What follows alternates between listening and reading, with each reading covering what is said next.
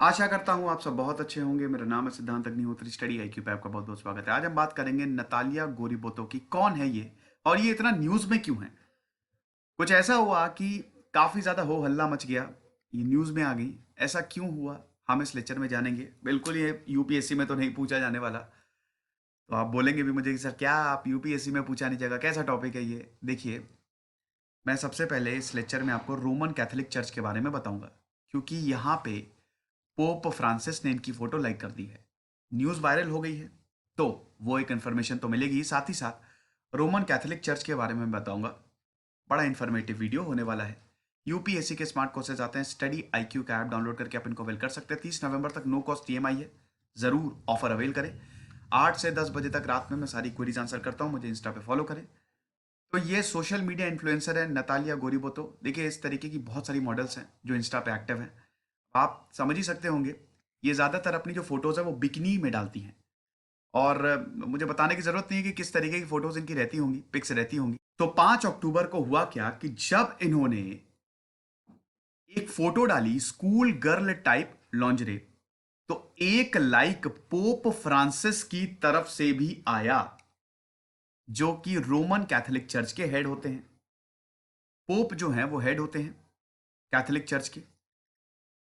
देखिए दोस्तों, धर्म तो वैसे वैराग्य की बात करता है बहुत, हिंदुइज्म भी वैराग्य की, बट ऐसा नहीं है पूरी तरीके से आप वैराग्य ले लीजिए। लेकिन अगर कोई इतना बड़ा रिलीजियस हेड ऐसी पिक को लाइक करे, तो आप समझ सकते हैं कितना भयानक तरीके से फिर वो किरकिरी होगी। तो यही हुआ है।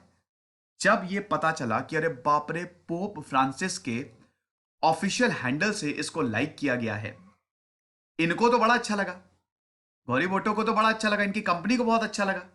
लेकिन लोगों को ये अच्छा नहीं लगा। इनफैक्ट मैं भी थोड़ा सा चौंक गया था, बट मुझे बहुत जल्द पता चल गया था। देखिए, आपको लगता है पोप फ्रांसिस के पास इतना समय होगा? नहीं है उनके पास इतना समय।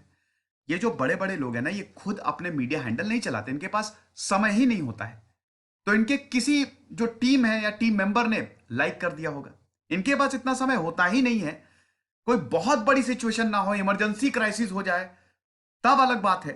तब हो सकता है पोप फ्रांसिस जो है वो खुद से ट्वीट करें या कुछ करें। लेकिन बाकी समय में ये जो बड़े बड़े लोग हैं ना, ये अपना मीडिया हैंडल नहीं चलाते। बहुत चलाते हैं लेकिन इस तरीके की हरकतें से दूर रहेंगे ना, ये क्यों ये सब करेंगे। तो रोमन कैथोलिक चर्च के जब यही पोप फ्रांसिस ने जो हेड हैं, उन्होंने जब ये फोटो लाइक की, तब बड़ा हो हल्ला हो गया। 14 नवंबर को दोस्तों इस लाइक को रिमूव किया गया, जब कैथोलिक न्यूज एजेंसी ने इसको रिपोर्ट किया। अब इन्वेस्टिगेशन हो रही है। वेटिकन, आपको पता ही है कि जो अथॉरिटी है वो वेटिकन में ही है। आपको मैं पोप फ्रांसिस के बारे में बता देता हूं, पहले आप पोप के बारे में जान लीजिए। पहले आप इनके बारे में जान लीजिए, गौरी बोटो। ये देखिए, ब्राजील है, 27 साल की हैं, ब्राजील की हैं ये, और फेमस है, सोशल मीडिया इन्फ्लुएंसर है, अपनी फोटोज डालती हैं। और इनकी वेबसाइट भी है, इनकी खुद की कंपनी भी है। इनकी जो वेबसाइट है natagatta.com, वो इस तरीके की जो इमेजेस हैं, जो वीडियोस हैं, वो ये प्रोवाइड करती हैं। ठीक है, तो ज्यादा मैं क्या बताऊं। अब देखिए, पिक्चर में कैप्शन था, I can teach you thing और टू। समझ रहे ना। तो पोप ने इसको लाइक कर दिया। ऊपर से डेविल हॉर्न इमोजी है। पोप ने वैसे नहीं लाइक किया, इनके किसी टीम मेंबर ने लाइक किया होगा। अब हम बात करते हैं पोप के बारे में। देखिए, पोप जो है वो रिलीजियस अथॉरिटी है ना। इब्राहिमिक रिलीजन है, क्रिश्चियनिटी के इब्राहिमिक रिलीजन है। जब जीसस क्राइस्ट को क्रूसीफाई किया गया, ये सब पे मैंने लेक्चर्स लिए हैं, जब जीसस क्राइस्ट को क्रूसीफाई किया गया, उसके बाद ये रिलीजन फैला, चर्चेस बनने शुरू हुए। और चर्चेस की अथॉरिटी देखिए, सबसे पहले, आज भी सबसे बड़ा चर्च है, दुनिया में सबसे बड़ा चर्च है Roman Catholic church. 1.3 billion, 130 crore Catholics baptise हुए हैं। 2018 तक का ये आंकड़ा है, 2020 में ये और ज्यादा बढ़ गया है। ये दुनिया का सबसे ओल्डेस्ट और लार्जेस्ट फंक्शनिंग इंटरनेशनल इंस्टीट्यूशन है कैथोलिक चर्च। तो शुरुआत में कैथोलिक चर्च, तो देखिए उस समय दिक्कतें बहुत ज्यादा थी। शुरुआत में क्रिश्चियनिटी जो है वो बहुत तेजी से फैली, रोम का ऑफिशियल रिलीजन हो गया था। बताया भी मैंने, बायोग्राफी भी रिव्यू की है, ऑफिशियल रिलीजन हो गया था रोम का। और धीमे धीमे करके 1700 साल पहले शुरू हुआ था और ये फैलना शुरू हुआ, और पूरे यूरोप में क्रिश्चियनिटी छासा गया। अब हुआ क्या कि देखिए, धर्म तो ओल्ड टेस्टामेंट है तो बहुत सारी चीजों की बात करता है। ओल्ड टेस्टामेंट देखिए, जो सही है, जो जीसस क्राइस्ट की टीचिंग्स हमको उन पे जाना चाहिए। लेकिन इसी के ही अंदर, क्रिश्चियनिटी के अंदर ही कुछ ऐसी चीजें होने लगी जो सही नहीं थी। इंक्विजिशंस, ऑटोडाफे, आप धर्म के खिलाफ गए तो आपको मार देंगे, ऐसा होने लगा। तो वहां से एक और ब्रांच निकली, प्रोटेस्टेंट। नाम ही ना प्रोटेस्टेंट, प्रोटेस्ट करके। तो प्रोटेस्टेंट, हालांकि देखिए क्रिश्चियनिटी में बहुत सारी ब्रांचेस हैं, लेकिन दो अगर मेन हैं, वो प्रोटेस्टेंट और कैथोलिक्स। अब यूरोप में कुछ देश हो गए कैथोलिक्स, जैसे फ्रांस हो गया, स्पेन हो गया, ये प्योर कैथोलिक्स थे। इटली में तो पूरा चलता ही, इटली से ही चल रहा था पूरा। रोम जो था वो ऑफिशियल अथॉरिटी थी, रोमन कैथोलिक चर्च बोला जाता है ना। जब तक 1871 में इटली को यूनाइट किया गया। कौन थे भैया जिसने इटली को यूनाइट किया था? गैरीवल्डी। क्या गजब के लीडर, उनकी बायोग्राफी रिव्यू की है। जहां पे डेमोक्रेसी डेमोक्रेसी के लिए पागल थे, जहां पे भी डेमोक्रेसी के लिए युद्ध होता था वहां जाके युद्ध लड़ते थे, ऐसा था। और कैवूर थे और मजीनी थे। तो ये तीनों ने इटली को यूनाइट किया। 1871 में इटली यूनाइट हुआ, लेकिन वेटिकन को, पूरे इटली को यूनाइट कर दिया, लेकिन वेटिकन को उन्होंने छोड़ दिया। आज भी वेटिकन जो है वो थोड़ा अलग है।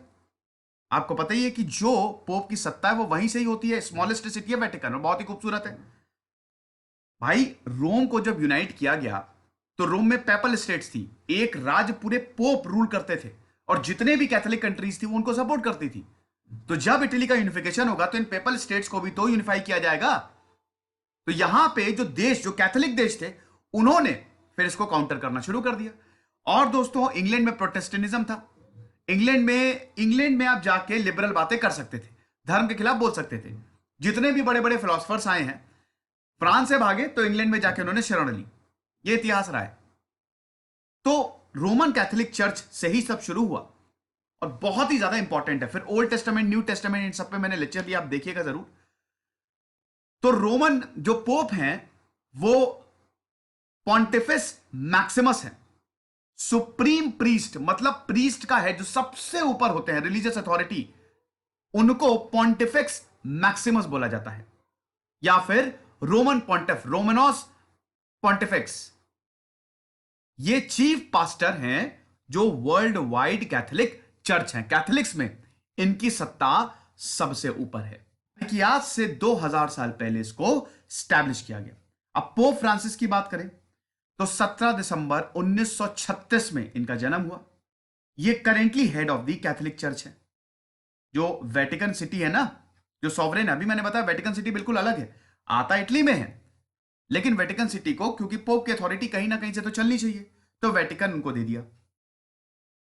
13 मार्च 2013 से ये पोप हैं। इनकी पैपेसी जो है 13 मार्च 2013 से बिगैन हुई। तो इसीलिए जब इतना बड़ा इंसान अगर ऐसी फोटोज लाइक करेगा तो बवाल तो होना ही होना है।